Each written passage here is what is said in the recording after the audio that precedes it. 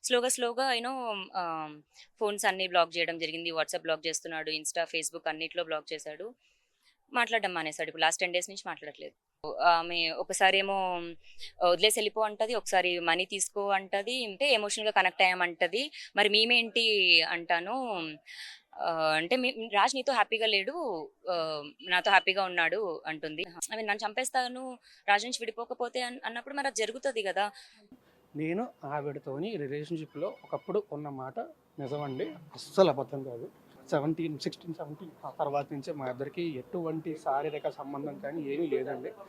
నేను ఒకటే భయపడింది ఏంటంటే, నా ఇండస్ట్రీలో రెప్యుటేషన్ అంటే ఇంత కష్టపడి సినిమాలు చేసుకొని ఒక ఆ స్థాయికి వచ్చినప్పుడు రెప్యుటేషన్ ఎక్కడ దెబ్బతింటది?